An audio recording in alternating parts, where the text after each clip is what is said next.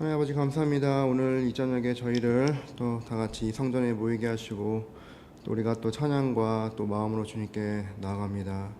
하나님 아버지 다시 한번 우리가 이 모이는 이곳이 다시 한번 하나님의 성전임을 기억하게 하시고 이 성전 안에서 베푸시를 하나님의 은혜와 영광과 하나님의 거룩하심을 맛보는 귀한 성목교회 성도님들이 되기를 또 소망합니다. 계속적으로 이 저녁에 우리에게 은혜를 주시고 또 오늘 말씀을 들을 때 하나님께서 다시 한번 우리가 들어야 될 말씀, 깨우쳐야 될 말씀, 또 우리가 도전받고 우리의 삶 속에서 적용해야 될 말씀을 온전히 듣도록 소망합니다. 감사합니다. 하나님, 이 모든 말씀 예수님 이름으로 기도드립니다. 아멘. 예, 성도 여러분 반갑습니다. 네, 우리 옆에 계신 성도님들께 우리 잠깐 인사했으면 좋겠습니다. 오늘 저녁에 만나서 반갑습니다 라고 인사했으면 좋겠습니다. 예, 반갑습니다. 또 플러스 건강하세요 라도 있었는데요.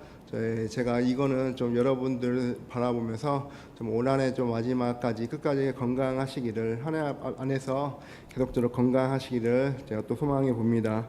오늘 저녁에 금요 기도회로 모이신 우리 권사님들과 집사님들 그리고 장로님들 여러분들을 예수님의 이름으로 정말 환영하고 축복합니다. 오늘 주시는 말씀을 통해서 또 기도하는 시간들을 통해서 다소 지친 이 한 주간의 피로들이 회복되고 힐링이 되는 귀한 시간이 되기를 소망해 봅니다. 제가 지난달에 이어서 이게 다시 앞에 서서 말씀을 전하는 것이 아직은 이렇게 좀 긴장이 됩니다. 여러분은 안 보이시겠지만 이 다리가 좀 떨고 있거든요. 지난번에는 이제 허리가 떨리더니 오늘은 좀 다리가 떨리네요. 이게 또 돌아가면서 좀 떨리는 것 같아요. 그래도 상체는 최대한 안 떨도록 좀 많이 노력을 해보겠습니다. 지난번에 유튜브 봤을 때 유튜브로 제가 제 설교하는 걸 봤는데 많이 이제 떨더라고요.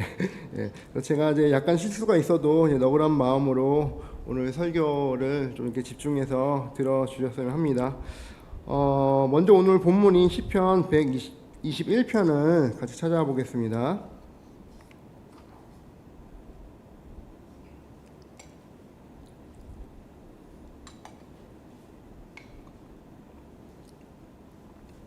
예, 시편 121편을 찾고요. 제가 같이 읽자고 할 때 같이 읽었으면 좋겠습니다. 성도 여러분, 여러분들 혹시 이 산을 여러분들은 좋아하시나요? 아마 이제 산을 좀 좋아하시는 분들이 꽤 많이 있을 거라고 생각이 듭니다. 제가 이제 이렇게 먼저 여쭤보는 이유는 이제 이제 보름 정도 있으면은 이제 저희가 이제 아침 저녁으로 시원한 가을 공기를 이제 느낄 수가 있잖아요. 이제 올해는 좀 유난히 좀 이제 여름과 이제 폭염이 많이 긴 듯한데 한 다음 주 정도면은 이제 정말 시원한 그 가을 바람이 저희에게 들어올 것 같습니다. 그리고 다음 달 10월 중순쯤 되면은 이제 아무래도 전국 팔도에 정말 이쁘고 아름다운 이 붉은 단풍들이 가득 차게 될 것 같은데요. 이 빨갛고 온통 노랗고 이제 이렇게 변하는 이 가을산이 너무 좋잖아요, 그죠? 그래서 매주 정기적으로 등산을 하시거나 동네 가까운 산에 이제 있는 공원에 가서 이제 운동을 하시는 성도님들이 여럿 계실 것 같습니다. 저도 예전에 이제 체력이 좋을 때, 이제 한참 좋을 때, 이제 지금은 아니고요. 한참 좋을 때 이제 북한산 저기 서울에 있는 이제 북한산을 여러 번 이제 등반을 한 적이 있었는데요. 이제 북한산은 이제 은평구 쪽에서 올라가는 길이고요. 또 성북구 쪽에서 올라가는 길이 있고 저기 도봉구 쪽에서 올라가는 길이 여러 군데가 있어요. 근데 뭐 제가 알기로는 저는 이제 도봉구 쪽에서 올라간 적이 없는데 많은 분들이 북한산 올라갔던 분들이 도봉구 쪽에서 올라갔던 길이 가장 힘들고 땀이 가장 많이 난다. 그렇게 말씀을 하시더라고요. 그래서 혹시 나중에 기회가 될 때 북한산을 올라갈 일이 있으신 분들은 꼭 도봉구 쪽으로 올라가시기를 예, 바랍니다. 예, 그래야지 운동도 되고 저희가 좀 살도 뺄 수 있잖아요. 그래서 저희가 이제 우리나라가 이제 동남 서면으로 이렇게 아름다운 산들이 정말 많이 있는 나라잖아요. 근데 이제 여러분들도 아시겠지만은 이 세계에서 제일 높은 산은 이제 에베레스트 산이라고 합니다.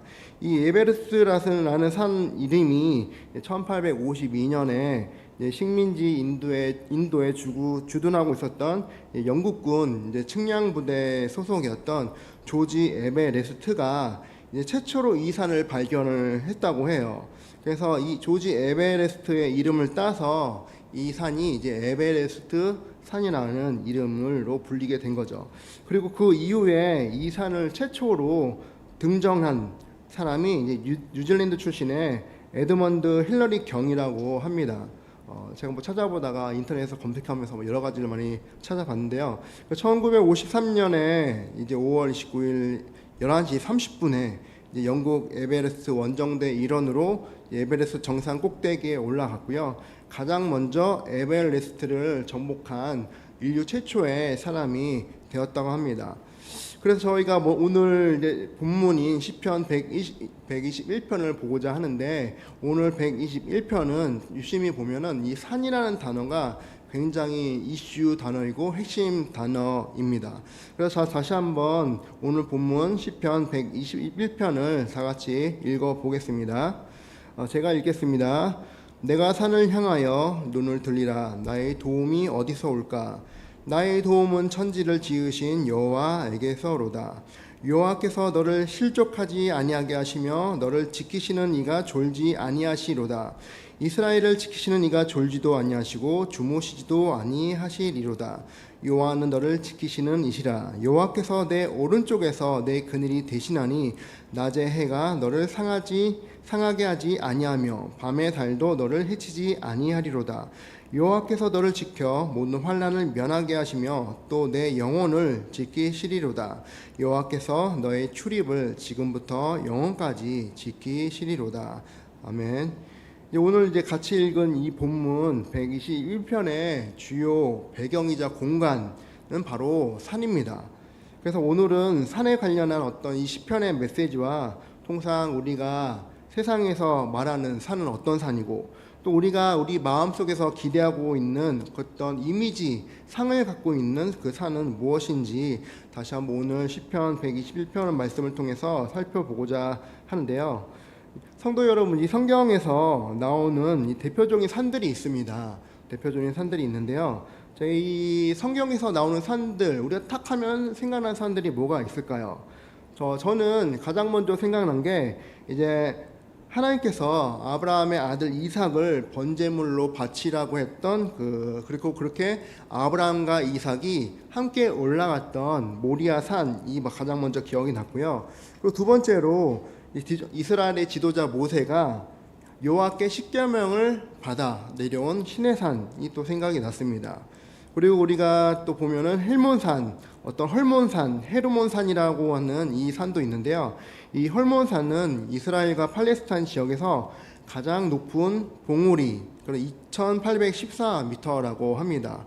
가장 높은 봉우리를 가지고 있는 이 헬몬산은요, 산 정상에 만년설이 계속적으로 있고 1년 내내 녹지 않는다고 합니다. 그래서 시편 133편 3절에는 이렇게 쓰여져 있는데요. 헐몬의 이슬이 시온의 산들에 내림 같도다. 거기서 여호와께서 복을 명령하셨나니 곧 영생이로다 라고 쓰여져 있습니다.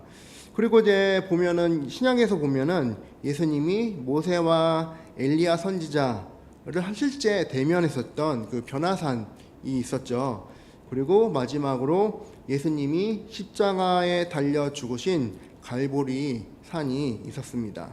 또 이 밖에도 여러 많은 산의 명칭들, 이름들이 성경 곳곳에 나타나 있는데요. 한번 성도님들도 찾아보십시오. 그래서 혹시라도 제가 5가지를 말씀드렸는데, 올해 이제 저희 중고등부 소련회랑 청년부 가서 제가 퀴즈를 진짜 많이 냈거든요. 그러면서 커피 쿠폰을 주는데 올 연말까지 저한테 개인적으로 성경의 명칭 산을 다 10개를 찾아오신 분께는 제가 커피 쿠폰을 드리도록 하겠습니다. 이거는 거짓말이 아닙니다.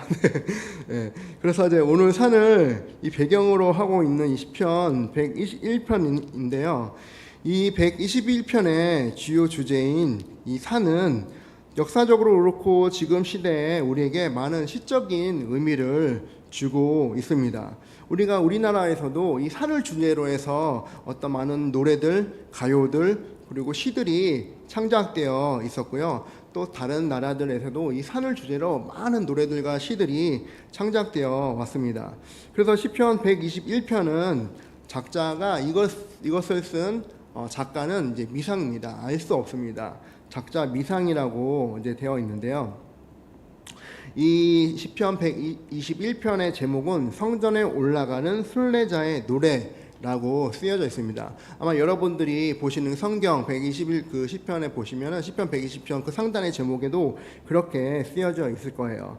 왜 성전에 올라가는 순례자의 노래일까라고 생각을 해보건데, 이제 성전에 올라가며 부르는 이 순례들의 모습을 표현한 것들이 이 시편 곳곳에는 되게 굉장히 많이 나옵니다. 물론 시편 말고도 다른 성경에서도 이제 성전에 올라가는 어떤 순례자의 모습을 표현하는 것들이 있는데, 이제 이 성전에 올라가면서 부르는 순례 찬양들 가운데 이것은 이제 120편과 이어서 121편의 두 번째 시라고 학자들은 말하고 있어요. 그래서 이제 어떤 학자는 시온의 언덕에 보이는 예루살렘의 도성이 가까이 왔을 때 이제 이 순례자들이 가지는 기쁨, 감격을 이 시편 121편에 표현을 했다라고 얘기하고 있고요. 그리고 아직 이들의 여행 중에서 남아있는 마지막 단계인 유대 광야를 이제 건너야 되는데, 유대 광야를 무사히 통과하기를 바라는 마음으로 저 멀리 보이는 시온산, 그 산을 향해서 노래를 지었다라고 어떤 학자는 얘기하고 있습니다. 어떤 입장이든 간에 이 시편 121편은 하나님을 믿고 따르는 성도들이 경험했던 모든 과거의 아픔과 고통들 가운데서 자기를 구원해 주신 하나님의 은혜에 감격한 그 감격을 경험한 사람들이 하나님만이 유일한 나의 보호자 되심을 찬양하면서 예루살렘으로 향해 나아가며 불렀던 노래인 것은 너무나 확실합니다. 그래서 이 시편 121편은 크게 두 부분으로 나누어져 있는데요. 첫째 부분은 이제 121편 1절과 2절 말씀입니다. 그 말씀이 제가 읽어드리면요. 내가 산을 향하여 눈을 들리라. 나의 도움이 어디서 올까? 나의 도움은 천지를 지으신 여호와에게서로다 라고 했습니다.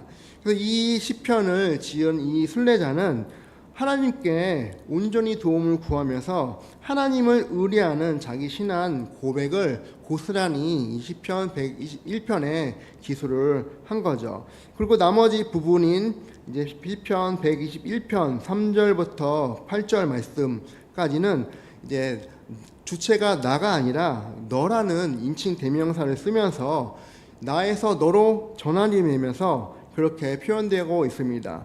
3절부터 잠깐 읽어드리면은 여호와께서는 너를 실족하지 아니하게 하시며 너를 지키시는 이는 졸지 아니하시며 여호와는 너를 지키시는 이시라. 낮의 해가 너를 상하게 하지 아니하며 밤의 달도 너를 해치지 아니하리로다. 여호와께서 너를 지켜 모든 환난을 면하게 하시며 내 영혼을 지키시리로다. 여호와께서 너의 출입을 지금부터 영원까지 지키시리로다.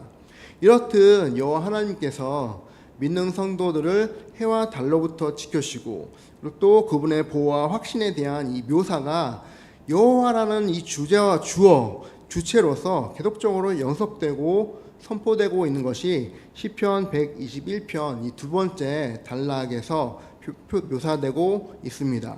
그래서 첫째 단락인 1절 2절은 내가 산을 향하여 나의 눈을 들겠다는 선언으로 어떤 선언, 공표라고 이렇게 시작되고 있는데요. 그러면서 내가 산을 향하여 눈을 들겠다라고 했을 때 이 산으로 쓰여진 히브리어 단어 헤하림인데 이 원형은 하르라는 단어예요. 그래서 이 하르라는 단어는 신구약 성경 통틀어서 467번이나 나타나고 있다고 하는데요.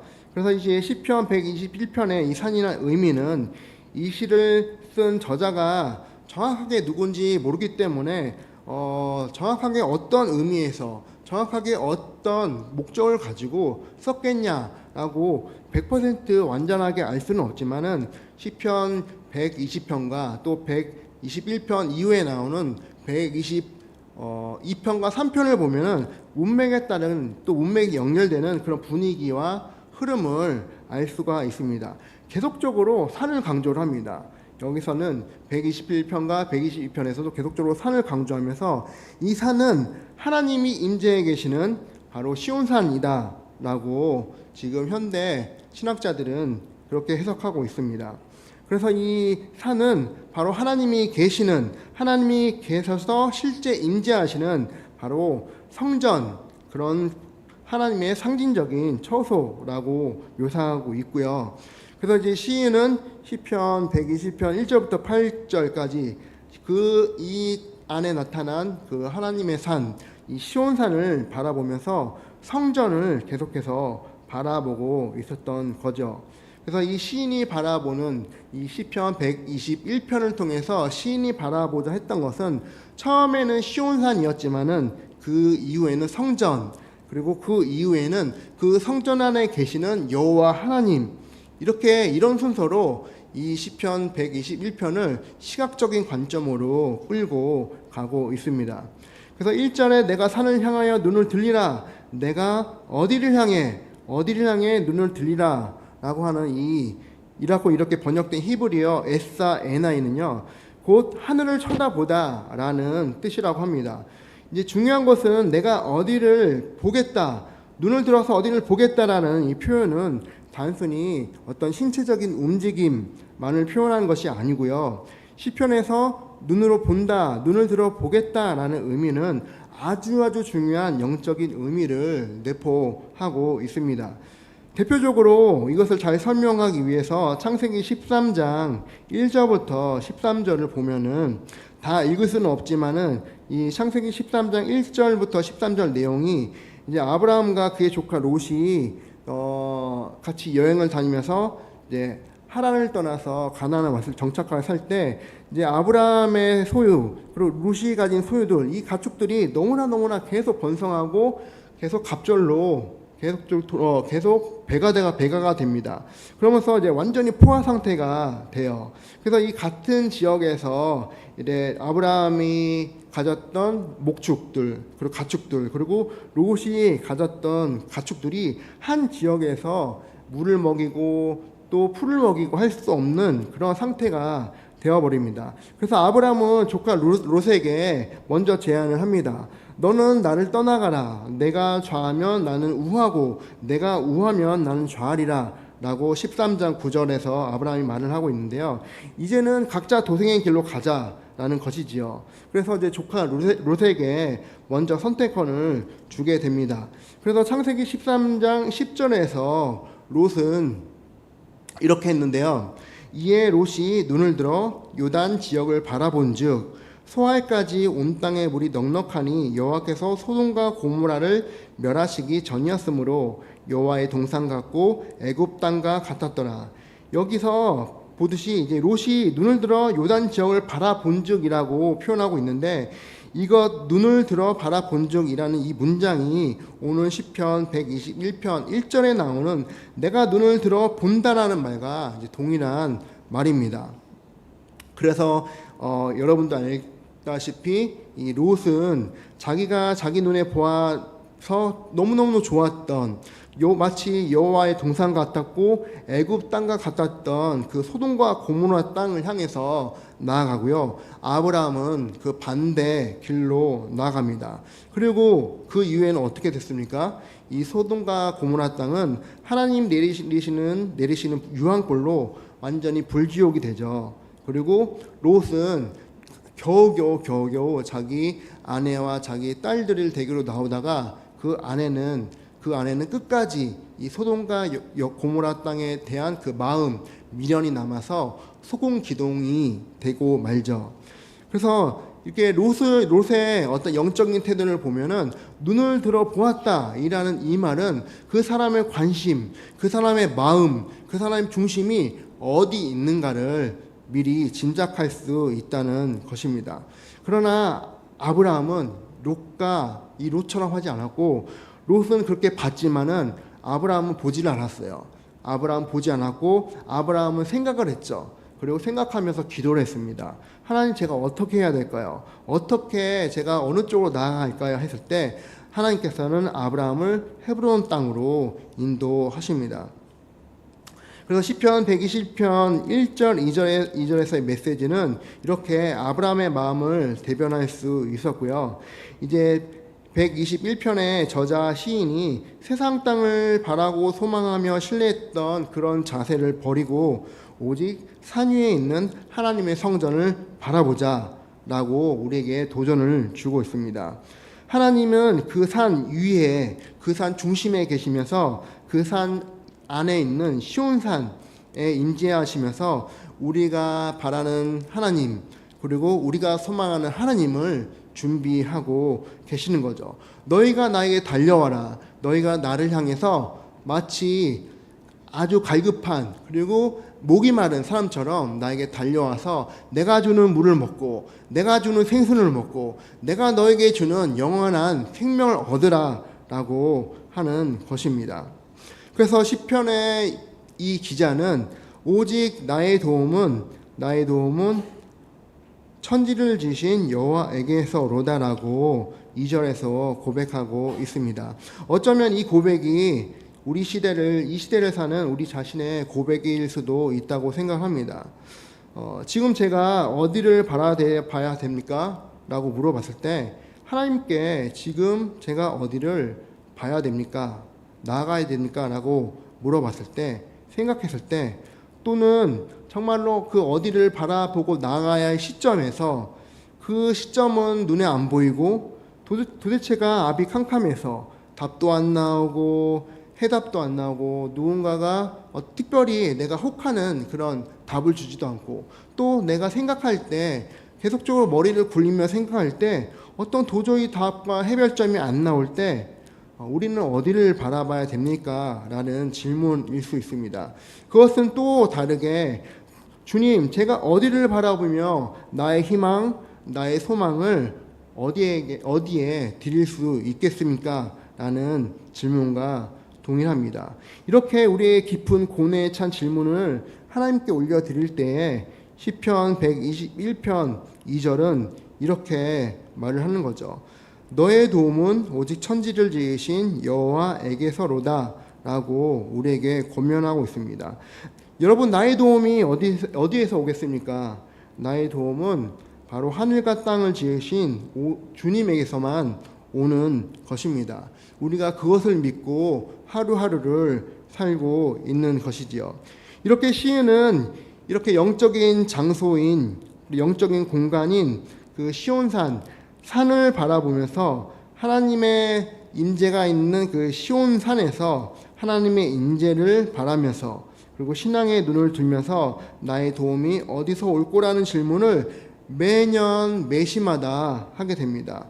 이 질문을 그냥 인생에서 한 번 하고 끝나는 것이 아니라 이 시편을 지은 저자는 자기가 살았던 인생 매년 매월, 그리고 또 계절이 바뀌는 해마다 계속해서 하나님께 물어보고 있는 것이지요. 주님, 나의 도움이 어디서 오겠습니까? 그러나 한편으로는 또 어떤 사람들은 예수님을 믿지 않고 하나님을 알지 못한 분들은 저희는 이렇게 고백을 하죠. 나의 도움이 어디서 올까 했을 때 나의 도움은 오직 천지를 지으신 여호와에게서로다라고 고백을 하지만, 어떤 사람들은 나의 도움은 거기가 아니야. 하나님이 아니야. 나의 도움은 통장에서 나와. 나의 도움은 내가 쌓아놨던 주식에서 나와. 나의 도움은 내가 지금까지 아주 고스란히 평생 일하면서 평생 고생하면서 모았던 그 재산들, 그리고 부동산, 그리고 점점 땅이 값이 올라갈 수 있는 이 부동산, 이것에 있어. 이것으로 내가 그 문제들을 해결하면 돼 라고 어떤 사람들은 생각하고 말을 하고 있습니다. 자기 스스로가 자기에게 답을 주면서 더 이상 답을 구하지 않아도 돼. 질문하지 않아도 돼. 답은 여기 있어. 봐봐. 통장에 얼마 있는지 봐봐. 봐봐, 이 건물이 얼마인지 봐봐. 봐봐, 이 땅이 시가 평당 얼마인지 봐봐. 이게 답이야 라고 하는 것이 어쩌면은 하나님을 모르는 사람들이 가진 생각일 수 있습니다. 그러나 하나님은 우리에게 늘 도전을 하시죠. 너는 누구한테 물어보겠냐? 너는 나한테 물어보겠냐? 아니면 세상에 물어보겠냐? 아니면 너 자신 스스로가 답을 찾겠느냐? 라고 물어봅니다. 그러나 우리가 고백하는 것은 나의 도움은 천지를 지으신 여호와에게서 옵니다 라고 고백하는 것이 우리의 마땅한 도리이자 우리의 신앙 언어인 것입니다. 우리나라 대한민국이 전 세계에서 행복지수가 가장 낮은 나라라고 해요. 작년에 이제 여론조사 기관인 입소스에서 발표한 이제 보고서에 따르면요, 이제 32개국의 행복지수를 조사를 했는데 32개국의 행복지수가 67%라고 했습니다. 근데 대한민국의 행복지수는 51%였고요. 순위상으로는 30위라고 했다고 합니다. 뒤에서 두 번째 순위인 거죠. 그리고 유엔 산하 단체에서 또 작년에도 동일하게 행복 조사를 했는데요. 행복지수 조사를 했는데 세계 160개국에서 한국은 행복지수 57위를 기록했다고 합니다. 그리고 5년 동안 핀란드가 5년 동안 1위를 차지했다고 했는데요. 이것을 보면서 왜 우리나라 사람들의 행복지수가 낮을까? 저는 좀 한 번 더 고민해 봤습니다. 우리나라는 이제 행복지수가 높은 사람들의 어떤 관점 자체가 현저히 다르다는 것을 뜻하는 거죠. 솔직히 지금 뭐 성도 여러분도 체감하고 저도 체감하지만은 솔직히 30년 전에 40년 전에 그때랑 지금이랑 너무나 다릅니다. 우리 대한민국이 엄청나게 많은 성장을 했고 발전했고 또 경제적으로도 뭐로든 많은 성장을 일구는 것이 이게 현실인데 우리나라 사람들은 이렇게 잘 먹고 또 잘 사고 하는데도 불구하고 나는 행복하지 않아, 나는 힘들어, 나는 뭔가 불편해, 나는 어려워, 이 한국에서 더 이상 살고 싶지 않아 라고 생각하는 것이 왜 그렇게 생각할까요? 어쩌면은 그 관점으로 보는 것이 회의적이고 너무나 부정적이라고 하는 것입니다. 예를 들어서 이 물컵에 물이 반이 들어있는데요. 어떤 사람은 아직 물이 반이나 남았네? 반씩이나 남았네? 라고 생각하는 사람이 있고요. 또 어떤 사람은 뭐야, 반밖에 안 남았어, 이제 한 두 모금 먹으면 끝나겠네? 이렇게 생각하는 사람이 있다는 거예요. 그리고 나서 자기의 삶과 자기의 터전들, 자기가 살고 있는 그것들을 다 모두 다 주변 사람들, 자기보다 잘 사는 사람들에게 비교를 하면서 불평하고 불만하고 나는 못 살아, 이 한국은 별로야, 빨리 뜨고 싶어, 미국으로 가야지, 호주로 가야지, 뉴질랜드로 가야지, 이렇게 생각하는 사람들이 지금 너무나 많이 있다는 것입니다. 그리고 내 주변과 세상을 보는 관점도 그렇게 가지고 있습니다. 어떤 사람은 이 지구와 내가 사는 이 한국, 내가 사는 이 동네 지역이 그냥 무난하게 그래도 이 정도면은 사람 살만한 곳이라고 긍정적으로 생각하는 반면에 또 어떤 사람은 이 대한민국은 절대 사람 살 곳이 아니야, 절대 살 수 없어, 교육제도 봐봐, 고등학생 아이들 대입 시험 치느라고 맨날 죽어나잖아, 자살하고 또 자살하고, 좀 있으면은 2024년도 수능이 오는데 또 분명 자살할 게 뻔해. 이렇게 부정적인 것을 계속적으로 바라보면서 계속적으로 불평하는 사람들이 있다는 것입니다. 그래서 그분들의 결론은 나는 행복하지 않아, 나는 살 수 없어 라는 거지요. 근데 우리가 생각해 보건대, 근데 실제 그렇습니까? 내가 살지 못할 곳이 이 대한민국이고 이 대한민국, 지금 내가 사는 곳이 정말 도저히 살 수 없는 그런 곳입니까? 나의 주변은 너무나 고통스럽고 내 주변은 다 지옥 같고, 그렇게 극단적으로 생각하는 사람들이 계속적으로 있다는 것이지요. 어쩌면은 지금 전쟁을 치르고 있는 우크라이나나 아니면 북한이나 아니면은 우리가 2차 세계대전 때 독일의 아우슈비츠 같은 곳이나 아니면 우리나라 150년 전에 일제강점기 때처럼 정말 모든 전 국민이 모든 사람들이 고통받고 힘들어하던 그런 객관적으로 지옥인 때도 있었습니다. 하지만은 우리가 생각하는 이 생각들, 불평하고 힘들어하는 우리 어려운 이것들은 다 주관적인 생각인 것이고요. 주관적인 지옥이라는 것입니다. 우리가 보이는 것을, 눈에 보는 것을 정말 제대로 봐야 한다는 것이죠. 신앙의 힘으로, 긍정의 힘으로 그것들을 정확하게 잘 보고 정말 그것이 그런가 아닌가 라고 분별하고 판단하고 해석을 해야 합니다. 그렇게 계속적으로 부정적으로 보고 불평하는 사람들은 현실의 그것들을 제대로 분별하지 못하고 판단하지 못하고 있다는 증거입니다. 그렇게 보이는 것에 뭐가 있는지, 그 이면에는 뭐가 있는지, 뭐가 숨겨져 있는지를 우리 신앙인들은 자세히 살펴보고 그것을 발견해 내야 합니다. 산이라는 것도 그런 것 같아요. 여러분 어떤 산을 바라볼 때 차를 타고 고속도로를 경부고속도로를 타거나 아니면 서해안 고속도로를 타거나 주변에 쭉 내려가면 이제 시골길이 보이고 농촌이 보이고 그러면 산이 듬성듬성 쭉 나오잖아요. 그 산을 딱 보면은 그냥 큰 이미지로 보면은 그냥 이렇게 코끼리처럼 모양으로 등이 울푹 사온 그 산 밖에 보이지 않죠. 그 산 속에 어떤 동물이 있고 어떤 새가 있고 또 어떤 나무가 있고 우리는 판단하고 분별할 수 없습니다. 하지만은 그 산을 직면하고 그 산에 가까이 가는 사람들은 그리고 실제 그 산을 등산하면서 그 산의 줄기들과 그 산의 길들을 따라 올라가면서 이 산에는 이런 풀들이 있네. 이 산에는 이런 꽃들이 있네. 이 산에는 이런 동물들이 있네. 실제 눈과 공기, 코로 그리고 피부로 와닿으면서 느끼는 사람들은 내가 멀리서 차 안에서 시속 120km, 100km로 달리는 그 산과 그리고 실제 내가 이 앞에 내가 맞닥뜨리는 산과는 너무나 다른 느낌인 거죠. 어쩌면 이 산이 또 우리 인생 같을 수도 있습니다. 멀리서 보기에는 이 산은 도대체 뭐 하는 산이지? 왜 이렇게 나에게 힘든 것들만 주지? 나에게 어려운 것만 주지? 도저히 갈지를 어떻게 갈지를 모르겠고 어떤 길로 가야 될지 모르겠고 이쪽 산으로 이쪽 길로 올라가야 될지 아니면 반대편 길로 올라가야 될지 아니면은 저기 수직적으로 저쪽으로 올라가야 될지 아무도 알 수가 없어요.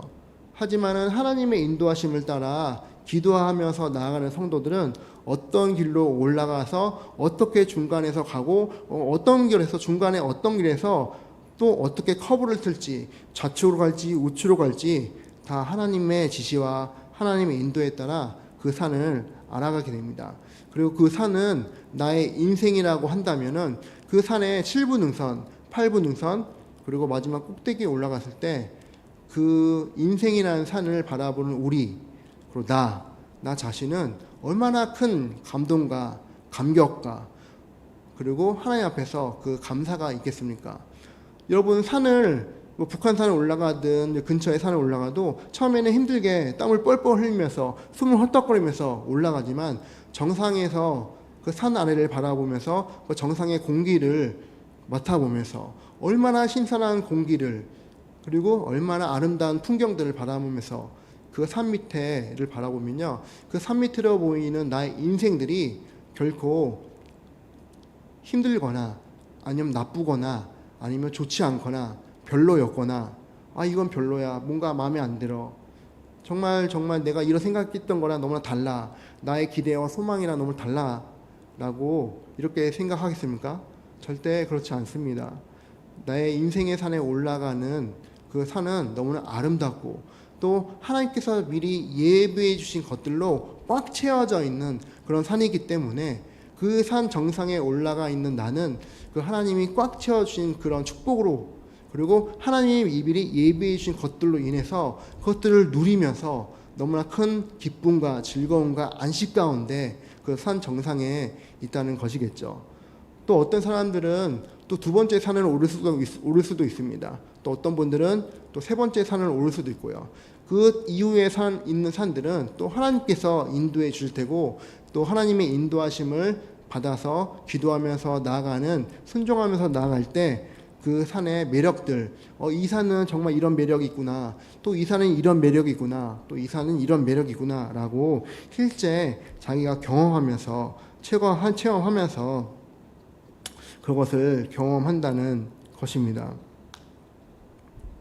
성경에서는 때로는 그 산을 올라갈 때 이제 형통함으로 올라갈 수도 있겠지만은 많은 인내와 끈기와 또 성실함으로 올라가야 될 때가 있다고 말하고 있습니다. 그리고 성경에서는 수많은 인물들이 나오고 있는데 그 인물들 역시 자기에게 맡겨준 산을 올라가기 위해서 부단히 노력하고 그 산의 정상을 차지했던 사람들이죠. 그래서 제가 잠깐 얘기하면은 사사기 6장에서 내가 정말 작은 자이다라고 고백했지만은 믿음과 용기로 이스라엘 민족을 구했던 사사 기드온이 있었고요. 모압 출신 이방 여인이었지만은 정말 하나님의 인도하신가, 하나님의 예정하신가 은혜를 따라서 그 롯이 남편과 자기 남편, 그리고 예수님의 계보를 이을 그 남편을 만나서 그렇게 함께 또 예수님의 계보를 잇는 이방 여인 롯이 있었습니다. 그리고 집안에서 가장 형편없었던, 그리고 막내였었던 우리 양치기 소년 다윗이 있었고요. 다윗의 일생만 봐도 우리는 다윗이 넘어가는 그 산의 줄기줄기, 또 고비고비를 우리가 열왕기서나 역대기서나 또 시편에서 보면은 알 수가 있습니다. 그리고 또 우리가 가장 중요했던 우리의 믿음을 검증하게 했던 마태복음 15장에 자기 딸이 큰 질병에 걸려서 죽기 직전에 있었던 여인이 예수님께 자기 딸을 살려달라고 나오죠. 근데 예수님께서는 나는 하나님께서 나를 부르신 이스라엘 민족에게만 부름받고 왔다. 그리고 이방인들에게는 부름받지 않았다라고 하는 단호한 거절에도 불구하고 이방 여인은 예수님께 계속적으로 간청합니다. 예수님이 말씀하셨듯이 그런 이방이지만은 어떤 개들은 주인의 그 상에서 떨어진 그 음식물, 먹다가 떨어진 음식물도 먹습니다. 주님, 제가 당신이 주시는 그 부스락이라도 먹겠습니다 라고 고백을 했을 때 예수님께서 여자여 내 믿음이 크도다 라고 하시면서 그 이방 여인, 가나안 여인의 믿음을 인정하고 칭찬하게 됩니다. 저희가 우리 안에 이제 최근 들어서 이제 사회학과 심리학에서 발견된 이 회복 탄력성이라는 개념이 있습니다. 이 회복 탄력성이라는 것은 크고 작은 다양한 역경과 어떤 실현과 실패에 대한 인식을 도약의 발판으로 삼아서 더 높이 또 더 빨리 날아올 수 있게 하는 그런 마음의 근력이라고도 하는데요. 쉽게 말하면은 넘어져도 다시 일어날 수 있는 어떤 내면의 마음의 힘을 뜻합니다. 저희 신앙도 그렇다고 봅니다. 우리 신앙에도 회복 탄력성이 있다고 생각을 합니다. 여러분들께서 많이 경험을 해보셨겠지만은 저도 많이 경험을 해봤지만은 우리가 넘어질 때가 있습니다. 또 힘들어서 어떤 고난 가운데 또 어려운 역경을 만나서 폭풍을 만나서 우리가 나의 믿음으로 도저히 견디지 못하고 도저히 견딜 수 없고 하는 그때가 있었는데요. 그러나 어느새 우리는 그 시련과 역경을 잘 이겨내고 그리고 회복해서 지금 이 자리에 있는 것이죠. 그래서 우리가 이 영적인 회복 탄력성을 우리가 늘 하나님께 구하면서 한 단계 한 단계 역경 하나하나를 계속적으로 그것을 몸으로 맞지만은 또 바람을 맞듯 폭풍을 맞듯 온몸으로 맞게 되더라도 그것을 온전히 뚫고 지나가는, 그리고 그것을 하나님의 힘으로 또 하나님의 은혜로 하나님이 주시는 그 믿음의 말씀으로 그것을 뚫고 나가는 그런 성목교회 성도 여러분들이 되기를 바랍니다. 보다 본질적인 부분은 저희가 하나님을 알기 전에는, 또 예수님을 실제 믿기 전에는 우리 마음 안에 어떠한 천국이 있을 수 없습니다. 아니, 우리 마음 안에는 그 천국이 존재할 수가 없습니다. 그 존재 자체가 불가능한 것이죠. 이 세상에서 느끼는 그 천국이란 느낌은 세상이 잠시 잠깐 우리에게 만들어주는 천국입니다. 그렇다가 그렇게 살다가 어떤 인생의 큰 폭풍과 비바람을 만나고, 아니면은 내가 투자한 것이 망하거나, 아니면 내가 자산 관리를 잘못해서 이렇게 재산이 다 넘어가거나, 그렇게 했을 때 정말 파라다이스 같았던 잘 사는 인생, 잘 나가는 인생에서 하루아침에 처참한 지옥으로 바뀌면서 나락으로, 땅끝으로 떨어질 수가 있는 게 바로 우리 인생인 것 같습니다. 그러나 우리 안에 하나님이 있다면, 우리 안에 주신 하나님의 그 거룩한 산이 있다면은, 그 고통과 고난이 다가올 때라도 솔직히 너무 답답하고 힘들고 어렵지만은, 하나님, 내가 당신의 산을 바라봅니다. 내가 당신의 산을 향해서 나아갑니다. 주님, 나의 도움이 어디서 오겠습니까? 나의 도움은 오직 천지를 지으신 여호와에게서 나옵니다. 라고 하는 이런 고백이 나타날 수 있다는 것입니다. 성도 여러분, 우리가 앞으로 살 길이 아직 좀 더 많이 남아 있습니다. 어떤 분들은 40년, 어떤 분은 30년, 어떤 분은 20년 이렇게 있지만은, 우리가 그 살아있는 동안에 계속해서 수많은 역경들과 수많은 폭풍들을 만나게 될 것 같아요. 제가 그 만나는 것들이 어떤 것인지 모르겠지만은, 그 안에서 바라봐야 될 것들은 분명히 하나님의 산이 그 중심에, 그 역경들 안에, 또 역경 너머에 있다는 것입니다. 그 어려움만, 그 불편함만, 힘들다고 어렵다고 그것만, 거기서만 집중하지 마시고요. 그 너머에 있는 하나님이 우리에게 주시고자 하는, 하나님이 우리에게 예비하시고자 하는 하나님의 산, 하나님의 호렙산, 그리고 하나님이 미리 예비하신 그 모리아산, 그것을 상기하면서, 그것을 생각하면서 각자가 하나님이 여러분 각자에게 주시는 그 산을 온몸으로 받아내시길 바랍니다.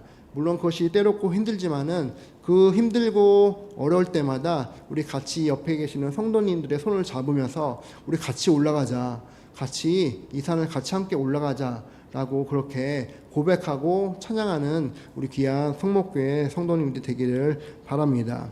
그렇게 우리 인생 가운데 하나님의 산이 정말 깊이 있게 넓게 임재하기를 바라겠습니다.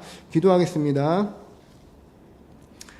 하나님 아버지, 감사합니다. 저희가 다시 한번 우리가 이 저녁에 하나님의 산, 하나님의 임재하신 그 산을 저희가 생각하면서 바라봅니다. 그 산 한가운데 있는 하나님의 임재와 그 산 가운데 있는 성소를 향해서 우리가 하나님을 송축하며, 천지를 지으신 여호와께서 시온에서 우리에게 복을 주십니다라고 고백합니다.